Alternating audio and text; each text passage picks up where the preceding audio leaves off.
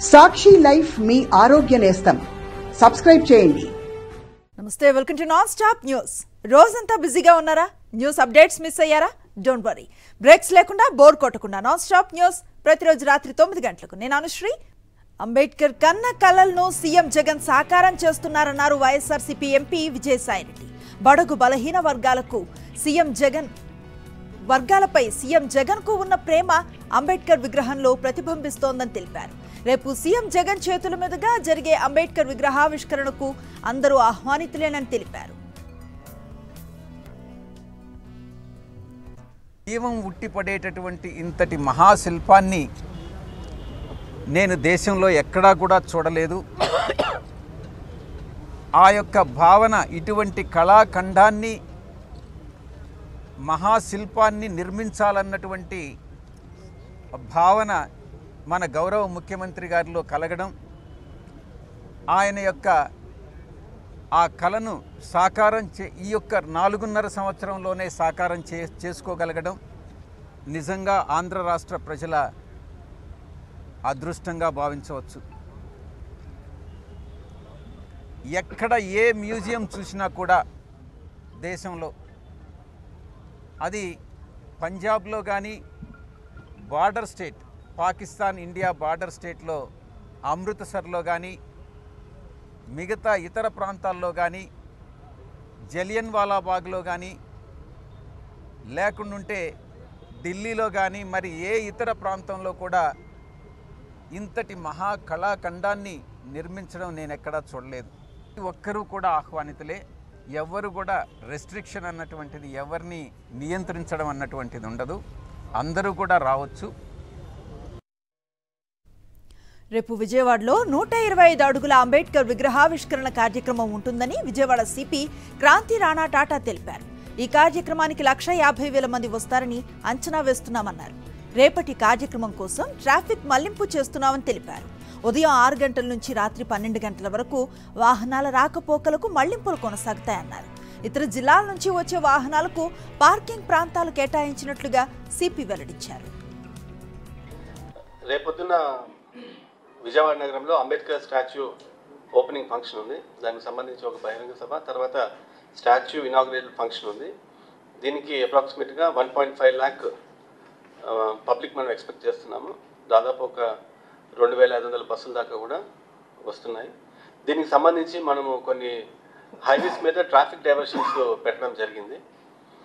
ముందుగా ఈ మన చెన్నై నుంచి వైజాగ్ వెళ్ళే ట్రాఫిక్ వయా విజయవాడ, అంటే హెవీ వెహికల్స్, లారీస్ కానివ్వండి, లేకపోతే మల్టీ యాక్సిల్ వెహికల్స్ కానివ్వండి, వాటన్నిటి కూడా ఈ ఒంగోలు దగ్గర త్రోవకుంట దగ్గర డైవర్షన్ ఇవ్వడం జరుగుద్ది. అది రేపు మార్నింగ్ 9 కల్లా స్టార్ట్ అవుతుంది. త్రోవకుంట దగ్గర డైవర్షన్ ఇచ్చి అటు నుంచి చీరాల, బాపట్ల, రేపల్లె, తర్వాత పెనుమూడి బ్రిడ్జ్, అవనిగడ్డ మీదుగా ఆ ట్రాఫిక్ డైవర్ట్ అవుతుంది. అదేవిధంగా చెన్నై నుంచి టువర్డ్స్ హైదరాబాద్ వెళ్ళే ట్రాఫిక్ యూజువల్గా విజయవాడ రాదు, బట్ ఆ ట్రాఫిక్ కూడా కంపల్సరీగా హెవీ ట్రాఫిక్ మన మేదరమెట్ల దగ్గర డైవర్షన్ ఇవ్వడం జరుగుతుంది. ఇది కూడా మార్నింగ్ 9 నుంచి స్టార్ట్ అవుతుంది. అదేవిధంగా వైజాగ్ నుంచి చెన్నై వయా విజయవాడ వెళ్ళే ట్రాఫిక్కి మన హనుమాన్ జంక్షన్ దగ్గర డైవర్షన్ ఇవ్వబడుతుంది. రేపు సాయంత్రం 4:30 నుంచి అంబేద్కర్ విగ్రహావిష్కరణ కార్యక్రమం ప్రారంభమవుతుందని ఎన్టీఆర్ జిల్లా కలెక్టర్ ఢిల్లీరావు తెలిపారు. ఇందిరాగాంధీ మున్సిపల్ స్టేడియంలో ముందుగా సీఎం జగన్ బహిరంగ సభ జరుగుతుందన్నారు. సభ ముగిసిన తర్వాత సీఎం జగన్ చేతుల మీదుగా 6 గంటలకు అంబేద్కర్ విగ్రహావిష్కరణ జరుగుతుందన్నారు. దాదాపు 3,000 వాహనాలలో 1,50,000 మంది వస్తారని భావిస్తున్నట్లుగా కలెక్టర్ వెల్లడించారు. ఈ కార్యక్రమాన్ని చూసేందుకు విజయవాడలో పలు జంక్షన్స్ లో 36 చోట్ల స్క్రీన్లు ఏర్పాటు చేశామని తెలిపారు.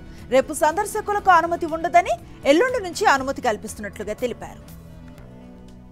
ప్రోగ్రాము రేపు 19వ తారీఖున 4:30 నుండి 8 గంటల వరకు ప్రోగ్రాం అనేది సుమారుగా ఈ 3.5 గంటలు అనేది ప్రోగ్రాం ఉంటుంది.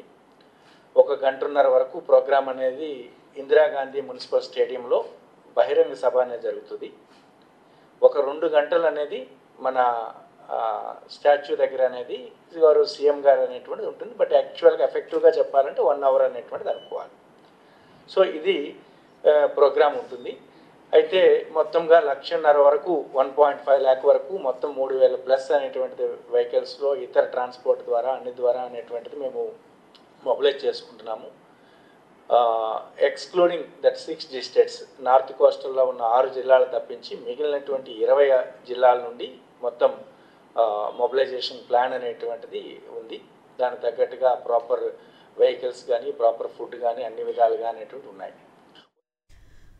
రాష్ట్రంలో ఇల్లు లేని పేదింటి అక్కా చెల్లెమ్మల సొంతింటి కలను సాకారం చేస్తున్నారు సీఎం జగన్. నవరత్నాలు పేదలందరికీ ఇళ్లు లబ్ధిదారులకు వడ్డీ రియంబర్స్మెంట్ కింద 47 కోట్ల రూపాయల నిధులను విడుదల చేశారు. ఆంధ్రప్రదేశ్లో 12.77 లక్షల మంది లబ్ధిదారులకు పావుల వడ్డీ రుణాలు ఇప్పించిన ప్రభుత్వం రెండో విడతగా 4.07 లక్షల మందికి వడ్డీ రియంబర్స్ కింద 46.9 కోట్ల రూపాయలను విడుదల చేసింది. సీఎం జగన్ గురువారం తాడేపల్లిలోని క్యాంపు కార్యాలయం నుంచి బటన్ నొక్కి బ్యాంకు లబ్ధిదారుల ఖాతాల్లో నిధులను జమ చేశారు. పేద ఇంటి కలను సాకారం చేయడం ద్వారా అక్కా చెల్లెమ్మలకు ఆస్తి ఇవ్వగలిగామన్నారు సీఎం వైఎస్ జగన్మోహన్ రెడ్డి. పావుల వడ్డీకే ప్రతి అక్కా చెల్లెమ్మలకు మంచి చేస్తూ లబ్ధిదారుల ఇళ్ల నిర్మాణ పురోగతిని వేగం చేస్తున్నామని సీఎం జగన్ తెలిపారు.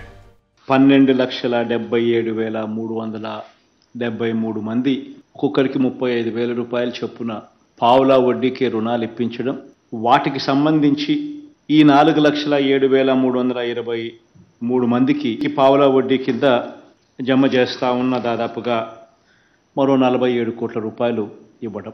ప్రతి 6 నెలలకు ఒకసారి కార్యక్రమం జరుగుతూ పోతా ఉంది. దేశ చరిత్రలో ఇటువంటి కార్యక్రమం ఎక్కడా జరగదన్నారు సీఎం జగన్. 35,000 రుణాలను పావుల వడ్డీకే ఇస్తున్నామని గతంలో ఎప్పుడూ జరగని విధంగా 31,19,000 ఇళ్ల స్థలాలు అక్కా చెల్లెమ్మలకిచ్చామని, అందులో ఇప్పటికే 22 లక్షలకు పైగా ఇళ్ల నిర్మాణం జరుగుతోందని సీఎం జగన్ తెలిపారు. బహుశా దేశ చరిత్రలో ఎప్పుడూ కూడా జరగని విధంగా, ఎవరు సాహసం కూడా బహుశా చెయ్యని విధంగా మన రాష్ట్రంలో అయితే ఎప్పుడూ కూడా జరగలేదు. ఏకంగా 31,19,000 ఇళ్ల స్థలాలు నా అక్క చెల్లెమ్మలకు ఇవ్వగలగడం, అందులో ఇప్పటికే 22,25,000 ఇళ్ల నిర్మాణం కూడా జరుగుతూ ఉండడం, దాదాపుగా 3,70,000 రూపాయలు ఆ ఇన్ఫ్రాస్ట్రక్చర్ అయితేనేమి, ఆ ఇంటి నిర్మాణానికి అయితేనేమి ఖర్చు అవుతా ఉన్న పరిస్థితుల్లో 1,80,000 రూపాయలు ఆ అక్క చెల్లెమ్మలకు నేరుగా ఇస్తూ ఉన్నాం. మరో 35,000 రూపాయలు దాదాపుగా అక్క చెల్లెమ్మలకు పావుల వడ్డీకి రుణాలు అందుబాటులోకి తీసుకొచ్చే కార్యక్రమం జరుగుతూ ఉంది.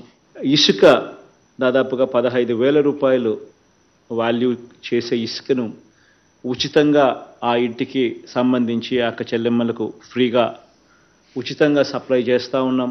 సీఎంగా వైఎస్ జగన్ బాధ్యతలు స్వీకరించిన తర్వాత రాష్ట్ర వ్యాప్తంగా 71,811.50 ఎకరాల విస్తీర్ణంలో 31 లక్షల ఇళ్ల పట్టాలను అక్కా చెల్లెమ్మల పేరిట పంపిణీ చేశారు. ఇంటి నిర్మాణానికి యూనిట్కు 1.80 లక్షల చొప్పున ఇవ్వడంతో పాటు ఉచితంగా ఇసుక సరఫరా ద్వారా 15,000 రూపాయలు సిమెంట్, స్టీలు, మెటల్, ఫ్రేమ్స్, ఇతర నిర్మాణ సామాగ్రిని కల్పిస్తున్నారు. పావుల వడ్డీకి 35,000 రూపాయల చొప్పున బ్యాంకు రుణం అందిస్తున్నారు. ఇలా మొత్తం ఒక్కో లబ్ధిదారుకు 2.70 లక్షల చొప్పున లబ్ధి చేకూర్చుతున్నారు. వీటితో పాటు అదనంగా మరో 1 లక్షకు పైగా ప్రతి ఇంటిపై మౌలిక వసతులకు ఖర్చు పెడుతున్నారు. గతంలో దాదాపు 4.5 లక్షల మందికి ఇదే కార్యక్రమం కింద 47 కోట్ల రూపాయలను సీఎం జగన్ విడుదల చేశారు. ప్రతి 6 నెలలకోసారి ఈ కార్యక్రమం జరుగుతుందని సీఎం జగన్ తెలిపారు. వచ్చే ఎన్నికల్లో అన్ని నియోజకవర్గాల్లో గెలుపే లక్ష్యంగా వైఎస్ఆర్సీపీ ఎన్నికల ప్రణాళికలను సిద్ధం చేస్తోంది. ఇందులో భాగంగా ఉత్తరాంధ్ర నుంచి వైఎస్ఆర్సీపీ ఎన్నికల శంఖారావాన్ని మోగించనుంది. ఇందులో భాగంగా ఈ నెల 25న ముఖ్యమంత్రి జగన్ అధ్యక్షతన భీమిలిలో భారీ బహిరంగ సభ జరగనుంది. ఈ బహిరంగ సభ ద్వారా ఉత్తరాంధ్ర కార్యకర్తలు, అభిమానులకు సీఎం జగన్ దిశానిర్దేశం చేస్తారని మంత్రి బొత్స సత్యనారాయణ తెలిపారు. భీమిలి సభ నిర్వహణపై గురువారం విశాఖలో ఉత్తరాంధ్ర మంత్రులు, ఎమ్మెల్యేలు, ముఖ్య నేతలు సమావేశమయ్యారు. జగన్మోహన్ రెడ్డి గారి అధ్యక్షత 5 బహిరంగ సభలో 5 పార్టీ క్రియాశీల కార్యకర్తలతో సమావేశం జరపాలని, ఒక్కొక్క జోన్లో ఆ సంబంధించిన జిల్లాలలో ఉన్న క్రియాశీల కార్యకర్తలందరినీ అక్కడికి పెట్టి రేపు జరగబోయే ఎన్నికల్లో దశ నిర్దేశించాలని, ఏ విధంగా ముందుకెళ్ళాలి, ఏ విధంగా కార్యక్రమం చేయాలి, రాబోయే 2 నెలల కాలంలో జరుగుతున్న ఎన్నికలకి దశ ఏ విధమైన నిర్దేశించడం అనేది దీని తాలూకా ఉద్దేశం. ఆ దిశగా జరిగిన ఈ కార్యక్రమంలో మొదటిగా 25వ తారీఖు నాడు 3 జిల్లాలకు సంబంధించిన అంటే అరెస్ట్ అయిన 3 జిల్లాలు ఈరోజు ఉన్న నూతనంగా వచ్చిన 6 జిల్లాలకు సంబంధించిన ఈ సమావేశం విశాఖపట్నం జిల్లాకు సంబంధించి భీమిలి నియోజకవర్గంలో ఈ కార్యక్రమం జరగాలని, అది సాయంత్రం ఆ సభని నిర్వహించాలని మరి పెద్దలందరూ కూడా నిర్ణయించి ఈ విషయాన్ని పార్టీ అధ్యక్షుడు తెలియజేయమని తెలియజేయడం జరిగింది. దీంట్లో సుమారు అంతా పార్టీ క్యాడర్ అంతా కలుపుకొని ప్రభుత్వంతో నియమించబడిన వారు, పార్టీతో నియమించిన పార్టీ క్యాడరు, ప్రజలతో ఎన్నుకోబడిన పార్టీ గుర్తింపు సింబల్పై ఎన్నుకోబడిన వారు, అలాగే పార్టీకి సానుభూతిపరులుగా ఎన్నుకోబడిన వారు అందరూ కూడా ఈ 6 జిల్లాలో ఉన్న పెద్దలందరూ కూడా ప్రతి సీనియర్ కార్యకర్త సీనియర్ నాయకులు అందరూ కూడా ఇందులో పాల్గొంటారు. విజయవాడలో ప్రపంచంలోనే ఎత్తైన అంబేద్కర్ విగ్రహాన్ని సీఎం జగన్ ఏర్పాటు చేయడం అభినందనీయమన్నారు మంత్రి కారుమూరి నాగేశ్వరరావు. బేస్మెంట్తో కలిపి 206 అడుగుల ఎత్తున అంబేద్కర్ విగ్రహం పెట్టడం దేశంలోనే ఆంధ్రప్రదేశ్ రాష్ట్రానికి గర్వకారణం అన్నారు. స్మృతివనం ఏర్పాటు చేసి పర్యాటక ప్రాంతంగా తీర్చిదిద్దారని, ఇది చాలా అభివృద్ధి చెందుతుందన్నారు. అంబేద్కర్ స్మృతివనం నిర్మించి మహనీయుడికి అత్యంత గౌరవాన్ని సీఎం జగన్ చాటారన్నారు కారుమూరి. ఇవాళ ప్రపంచంలోనే అతిపెద్ద విగ్రహంగా పేరుగాంచింది. ఏదైతే బేస్ నుంచి విగ్రహం అన్నీ కలిపి 206 అడుగుల విగ్రహం 400 పైచిలుకు కోట్లతోటి దాన్ని అభివృద్ధి చేయటం జరిగింది. గౌరవ ముఖ్యమంత్రి గారు రాజ్యాంగాన్ని రాసిన రచయిత, ఎంతోమందికి రాజ్యాంగాన్ని కల్పించిన వ్యక్తిగా మరి అటువంటి విగ్రహాన్ని ఆంధ్రప్రదేశ్లో భారతదేశంలోనే అతి పెద్దదైన విగ్రహాన్ని ఆవిష్కరించటం మరి రేపు 19వ తారీఖున పెద్ద ఎత్తున గౌరవ ముఖ్యమంత్రి జగన్మోహన్ రెడ్డి గారు మంచి అధునాతకమైన పార్కుగా తీర్చిదిద్ది, ఎంచేదంటే కోట్లాది రూపాయల వాల్యూ గల సైట్లో ఆ విగ్రహాన్ని ఏర్పాటు చేయటం, నడిబొడ్డు విజయవాడలో దాన్ని మంచి శృతివనం కింద చక్కగా ఏర్పాటు చేసి అందులో ఎన్నో లైబ్రరీలు అవి ఎన్నో రకాల అన్ని కూడా ఏర్పాటు చేసి డాక్టర్ బిఆర్ అంబేద్కర్ కళలకు నిజరూపం సీఎం వైఎస్ జగన్ అన్నారు కేశినేని నాని. విజయవాడ నడిబొడ్డులో డాక్టర్ బిఆర్ అంబేద్కర్ విగ్రహాన్ని ఏర్పాటు చేయడం సీఎం గొప్పతనానికి నిదర్శనమన్నారు ఆయన. CM YS Jagan doctor BR Ambedkar ఆశయాలను కొనసాగిస్తున్నారని తెలిపారు. పేదల పక్షపాతిగా సీఎం వైఎస్ జగన్ పేదల అభివృద్ధికి పాటుపడుతున్నారని స్పష్టం చేశారు కేశినేని నాని. సాయంత్రం 4 గంటలకి మన గౌరవ ముఖ్యమంత్రి గారు పేదల పెన్నిధి, పేదల పాలిట దేవుడు గౌరవ ముఖ్యమంత్రి జగన్మోహన్ రెడ్డి గారి చేతుల మీదుగా ఆయన యొక్క కళలకు నిజరూపం బాబాసాహెబ్ అంబేద్కర్ గారి భారీ విగ్రహం దాదాపు 206 అడుగులు, ఈ భారతదేశంలోనే ఎక్కడా లేనటువంటి భారీ విగ్రహం. దాన్ని విజయవాడ నడిబొడ్డు అంటే రాష్ట్ర నడిబొడ్డు, ఆల్మోస్ట్ ఈ ఆంధ్రప్రదేశ్ రాష్ట్ర నడిబొడ్డులో విజయవాడలో ఏర్పాటు చేయడం నిజంగా ముఖ్యమంత్రి గారి యొక్క గొప్పతనం. కృష్ణా జిల్లా గుడివాడలో చంద్రబాబు నిర్వహించిన రా కదలిరా సభ పేలవంగా సాగింది. చంద్రబాబు స్పీచ్ వినలేక పలువురు తెలుగుదేశం కార్యకర్తలు, ప్రజలు వెనుదిరిగిపోయారు. చంద్రబాబు మాట్లాడటం ప్రారంభించగానే సభాస్థలం నుంచి బయటికి వెళ్లిపోయారు. ఇక చంద్రబాబు సభకు గుడివాడ టీడీపీ శ్రేణులు ముఖం చాటేశాయి. దీంతో గత్యంతరం లేక చుట్టుపక్కల నియోజకవర్గాల నుంచి టీడీపీ నేతలు జన సమీకరణ చేశారు.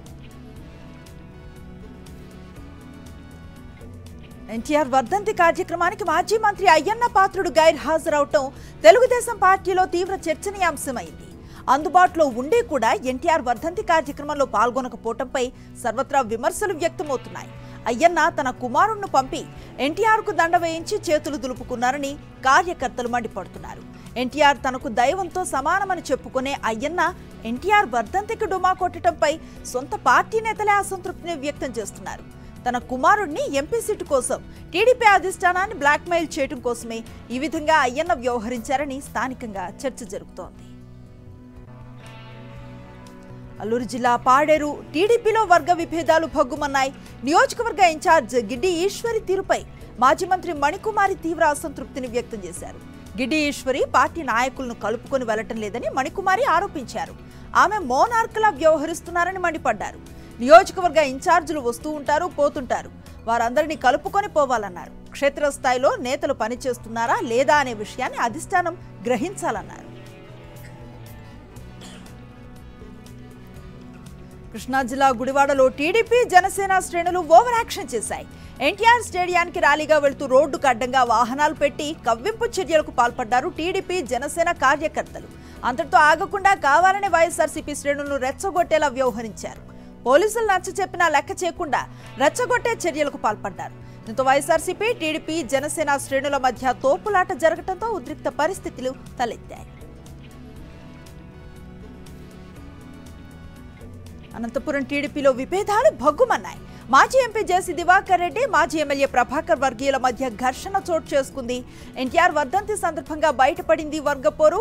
జేసీ దివాకర్ రెడ్డి, ప్రభాకర్ వర్గీయుల మధ్య వాగ్వివాదం, తోపులాట జరిగాయి.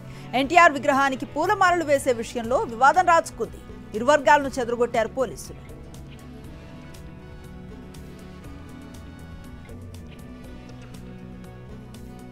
ఎమ్మెల్యే కోట ఎమ్మెల్సీల నామినేషన్స్ పర్వం ముగిసింది. 2 స్థానాల కోసం మహేష్ కుమార్ గౌడ్, బల్మూరి వెంకట్ మాత్రమే నామినేషన్ దాఖలు చేశారు. ఇతర పార్టీల నుంచి నామినేషన్ దాఖలు కాకపోవడంతో మహేష్ కుమార్ గౌడ్, బల్మూరి వెంకట్ల ఎన్నిక ఏకగ్రీవం కానుంది.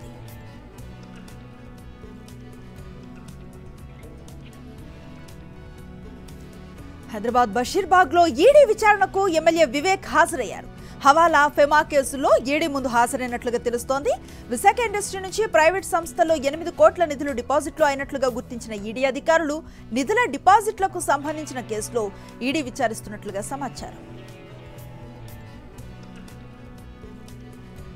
ఖమ్మం జిల్లా వైరా మండలం సోమారం గ్రామం వద్ద గ్రీన్ఫీల్డ్ హైవే బ్రిడ్జిపై ప్రమాదం జరిగింది. సిమెంట్, కాంక్రీట్ ను పోస్తూ ఉండగా స్లాబ్ కుప్పకూలింది. ఘటనలో 4 కూలీలకు గాయాలు కాగా వారిని ఆసుపత్రికి తరలించారు. రంగారెడ్డి జిల్లా రాజేంద్రనగర్లో తెలంగాణ యాంటీ నార్కోటిక్ బ్యూరో అధికారులు దాడులు నిర్వహించారు. ఫెంటనాయిల్ అనే నిషేధిత డ్రగ్స్ ను సమీర్ ఆసుపత్రిలో పనిచేస్తున్న వైద్యుడు ముస్తఫా అమ్ముతున్నట్లుగా గుర్తించారు. హెరాయిన్ కంటే 50 రెట్లు, మార్ఫిన్ కు 100 రెట్లు ఎక్కువ ప్రమాదకరమైంది ఫెంటనాయిల్. పోర్టర్ యాప్ ద్వారా ఇతరులకు సప్లై చేస్తున్నాడు వైద్యుడు. ఒక్కో బాక్స్ ఇంజెక్షన్లను 17,000 రూపాయల 500కు అమ్ముతున్నాడు. నెల రోజుల పాటు వైద్యుడిపై నిఘా పెట్టిన నార్కోటిక్ అధికారులు దాడులు చేశారు. అయితే కొద్ది రోజుల క్రితమే వైద్యుడు ముస్తఫా కువైట్ కు పారిపోవడంతో ఆయన భార్య నజీబ్ ఖాన్ ను అదుపులోకి తీసుకున్నారు పోలీసులు. ముస్తఫా ఇంట్లో జరిగిన సోదాల్లో 57 ఇంజెక్షన్స్, 6 లక్షల రూపాయల నగదును స్వాధీనం చేసుకున్నారు. ఇంజెక్షన్ కు బానిస అయిన వ్యక్తిని అదుపులోకి తీసుకున్నారు. అనంతపురం జిల్లా విడపనకల్లు వద్ద సెబ్ అధికారులు వాహనాలు తనిఖీలు చేపట్టారు. తనిఖీల్లో భాగంగా కారులో అక్రమంగా తరలిస్తున్న 1,75 లక్షల రూపాయల నగదును పట్టుకున్నారు. ఎలాంటి రసీదులు చూపకపోవడంతో డబ్బుతో పాటు కారును సీజ్ చేశారు సెబ్ అధికారులు. సిరుగుప్ప నుంచి బెంగళూరుకు తరలిస్తున్నట్లుగా గుర్తించారు.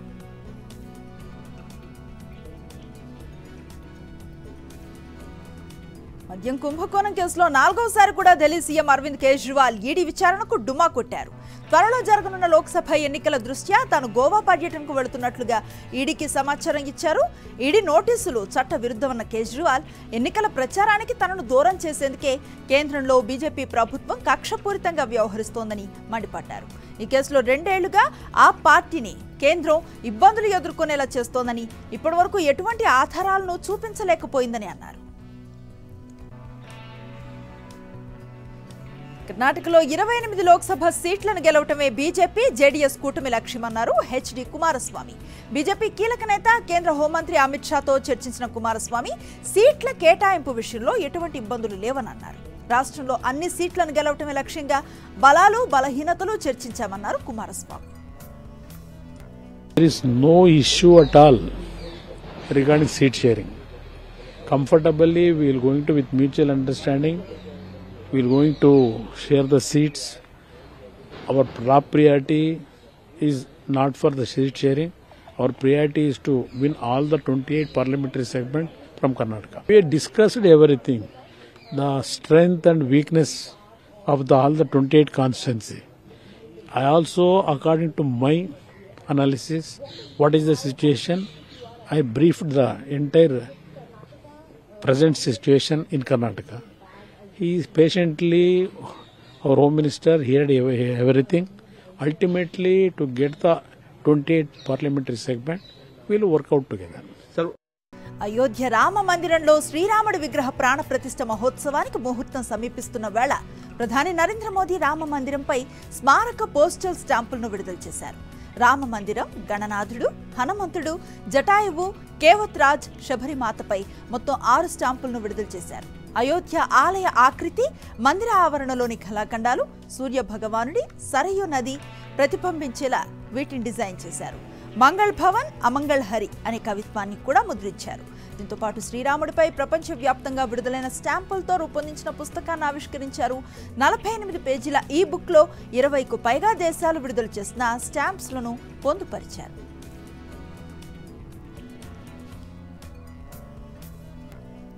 దేశీయ స్టాక్ మార్కెట్స్ లో నష్టాల పర్వం కొనసాగుతోంది. ఈ రోజు కూడా మార్కెట్లు నష్టాలను మూటకట్టుకుంటున్నాయి. అంతర్జాతీయ మార్కెట్స్ లో ప్రతికూల సంకేతాలు మన మార్కెట్లపై ప్రభావాన్ని చూపుతున్నాయి. ఈ క్రమంలో ఈ రోజు ట్రేడింగ్ ముగిసే సమయానికి సెన్సెక్స్ 313 పాయింట్లు నష్టపోయి 71,186కు పడిపోయింది. నిఫ్టీ 109 పాయింట్లు కోల్పోయి 21,462కు దిగజారింది. రోజుకి మేము ఎక్విటీ బెంచ్ మార్క్స్ లాసెస్ తో క్లోజ్ అవుతూ చూస్తున్నాము. డ్యూరింగ్ ద సెషన్ కొంచెం పుల్ బ్యాక్, కొంచెం రికవరీ వచ్చింది, కానీ మార్కెట్స్ ఆ రికవరీని హోల్డ్ చేయలేకపోయి. బ్యాంక్స్ అండ్ ఐటీ స్టాక్స్ లో చాలా స్ట్రాంగ్ గా సెల్లింగ్ ప్రెషర్ ఉండేది అమిడ్ వీక్ గ్లోబల్ క్యూస్. దీంతో ఓవరాల్ మార్కెట్ మొమెంటం మళ్ళీ ఒకసారి కిందకు వచ్చింది. ఇవాళ ఓపెనింగ్ కూడా వీక్ గానే ఉండేది. గ్లోబల్ పియర్స్ లాగే ఇండియన్ మార్కెట్స్ కూడా వీక్ గా ఓపెన్ అయ్యాయి.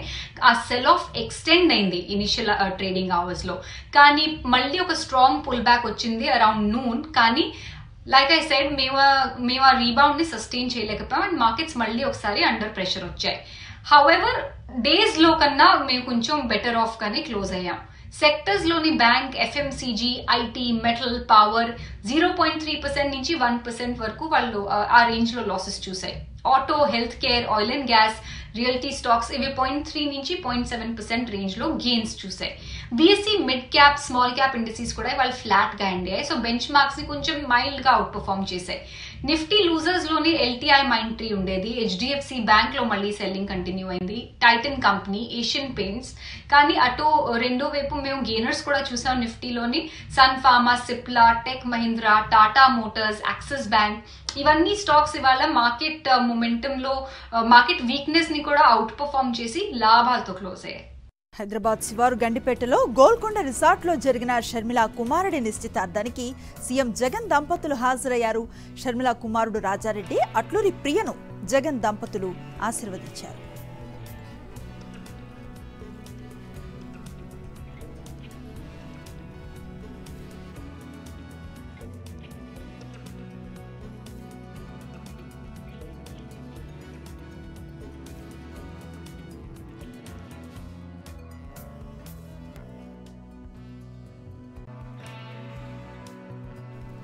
రోజంతా బిజీగా ఉన్నారా? మీ చుట్టూ ఏం జరుగుతుందో తెలుసుకోలేకపోతున్నారా? డోంట్ వరీ, రోజు రాత్రి 9 గంటలకు రెడీగా ఉండండి. సాక్షి టీవీ మీకు నాన్ స్టాప్ న్యూస్ అందిస్తుంది.